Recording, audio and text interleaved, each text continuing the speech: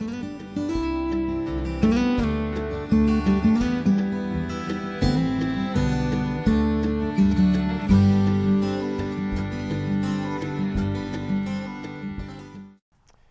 was out here harvesting some pea seeds to save for next year, and I love coming out here in the mornings so I can think and clear my mind and just gather my thoughts, because I find oftentimes that we are so overwhelmed with the news and social media and just stuff that we cannot control, stuff that is completely out of our control, that is being forced down our throats. And I find that we oftentimes get so wrapped up in these things that we neglect the simpler things in life that we can control.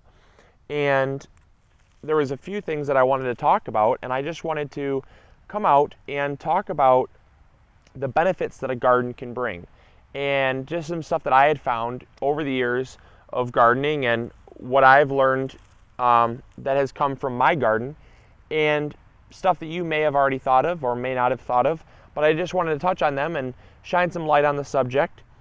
And I wanted to start off, first and foremost, as an education system. You know, when I have a son or a daughter, which I plan to, next year Cindy and I are going to be getting married, and that's going to be great. But then the next course of action, obviously, is to have a family, or at least I plan to. And what comes with a family is obviously children. And I find nowadays that the education system of children is a little broken. And I don't mean to say that I don't trust it. I just mean to say that it doesn't really include everything that I think should be included. You know, the necessities. You know, like, where does food come from? But then I thought, I can provide that knowledge. And so if you are a mother or a father and you have a garden, you know, I think it's very vital to get your kids out into the garden and teach them where food comes from. Teach them how it forms from a seed, how the pollination process works, and the importance of everything working together to create what we call food. And the next thing I wanted to talk about is a food supply. You know, obviously a garden can provide food, and everybody knows that. But it really doesn't hit home until there's a natural disaster. And a lot of you might have heard in the news lately of the flooding in Detroit. And I got to experience that firsthand, because my family and I were driving back from Chicago. We'd been visiting Cindy's family, and we were driving back through Detroit, and all of a sudden all the traffic came to a standstill, and the entire expressway had been shut off because there was 5 inches of rain in a matter of an hour. And this is obviously something that the people of Detroit, it was out of their control, and nobody wanted there to be a flood. And the people who built the city probably were not thinking ahead of time to predict 5 inches of rain in an hour. So the system that had built up Detroit, the concrete jungle that it is, inevitably was the reason why it flooded. But the people in that city had absolutely no control of that situation. They just had to be put in it. And sometimes that can be very stressful, especially people that are reliant on our modern day food system. People that need to run to the store to purchase food to feed their family. Or a tanker that needs to unload fuel in a gas station so that you can fuel up your car to drive to the store. Nowadays, our system of getting food is so dependent on someone else, and it's dependent on a lot of other factors.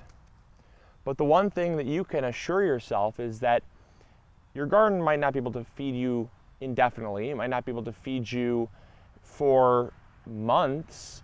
Obviously, the size of the garden does help with that, but there's some people that only can grow a few things. But one thing that I can say is that you can go hungry with a garden in a disaster situation, but you won't starve. And that's one thing that is really important to me, is that if I am growing even a couple tomato plants, or if I'm growing a garden of this size, no matter what I'm growing food, and that food will nourish for the time that it lasts. So if you have to ration the food that you have, it's better than someone that has no food at all. And so I'm very grateful for what my garden produces, because if it ever came to a disaster situation, I could at least be assured that I could feed myself and my family for a few days, which, thank goodness, we're in a location where, not yet, the situation can be resolved in a matter of days. So what I'm saying is you might go hungry, but you certainly won't starve. And the next thing I wanted to talk about was beauty. Oftentimes people don't realize how beautiful a garden can be. They think that flowers are the end-all, be-all form of beautification. And let me tell you what, growing gardens is not limited to flowers. A garden can be all vegetables and can be very beautiful. And I think that's also another thing that people need to get in the mindset of, is that a garden is not limited to just flowers. And I think it would be foolish to think that a garden should be limited to only flowers. And so I like to do a little combination at times. Or, in the case of a vegetable garden, I have it laid out in a pattern that's very appealing to the eye. And I've had lots of people compliment my garden on it, or my garden for being so beautiful. It not only increases the value of your home, because when people see a well-maintained garden, it's a reflection of how the house is maintained. And also, what a garden can bring is calm and peace. I was reading a couple studies in my free time. I always like to fill my brain with knowledge, and I was reading a couple studies that was explaining how in a garden, just being out in the garden can release endorphins, which is basically happiness drugs. It's produced naturally in the brain, and it can actually cure depression. It can temporarily relieve depression. It can also help with just a whole host of other things that deal with sadness, loss, stress, depression, because it gets your mind off of the things, again, that you can't control. And it gets your mind preoccupied with something that is beautiful, something that you can work hands-on and manipulate, and you can control a garden. You can control what you plant and how it grows, and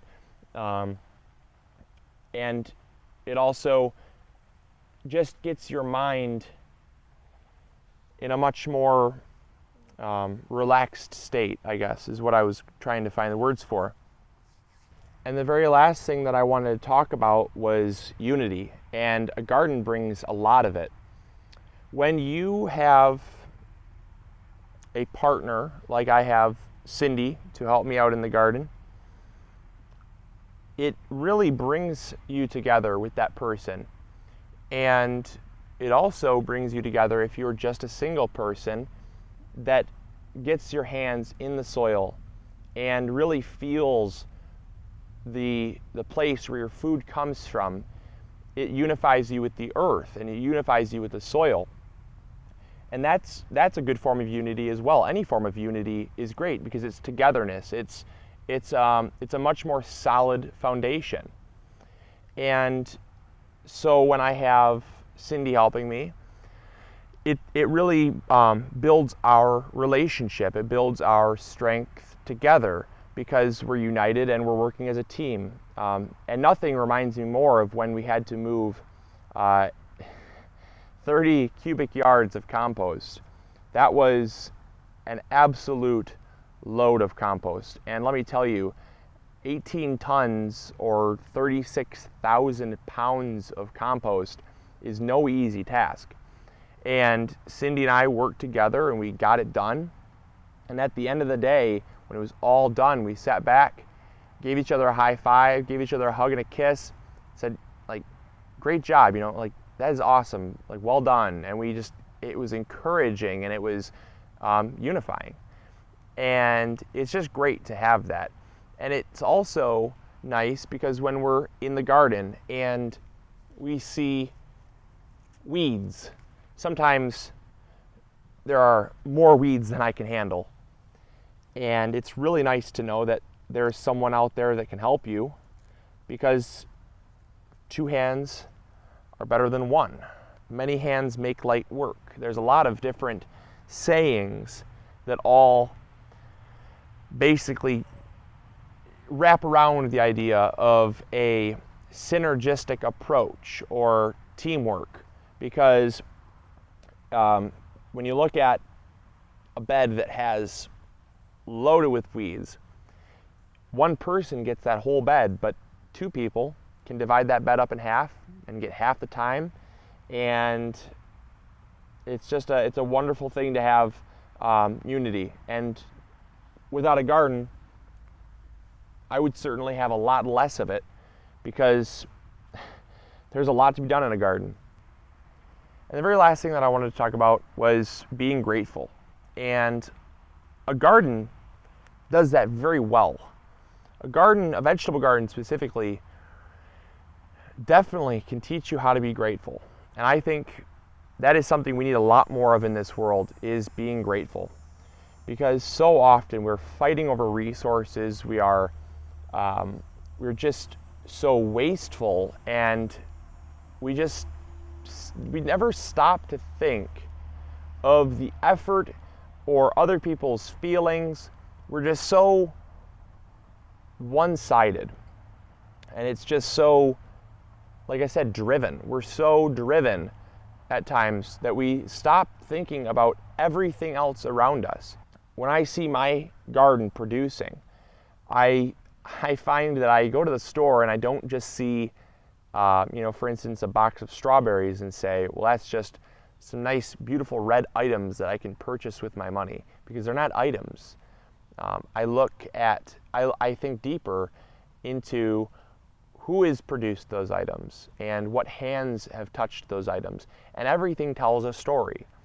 And when you slow things down and you think about those things, and you think about the experiences that you've had in your garden and transferring that outside of your garden into the store, you really begin to say, someone else has also had their hands on these vegetables. Someone else has also put in the hours of sweat and blood and tears to produce what you're about to eat. And you're a lot less likely to just scarf it down so thoughtlessly. And you're more likely to be grateful for it and say, I thank whoever did this, and I thank whoever took the time to grow this for my mouth, for my nourishment. And that's about all I got for you today. I just wanted to bring you all out here and enjoy this wonderful day with the birds chirping, the sun shining. It's a little humid, but it's gonna be a great day. I got some other work I gotta do. I'm gonna weed this bed here and do a little bit of harvesting, and I'm gonna dry these seeds out. So until next episode, hopefully you all enjoyed. Hopefully you learned something new or thought about something from a different angle. And I'll catch you all later. This is MIgardener reminding you to grow big or go home. I'll talk to you all later. Bye.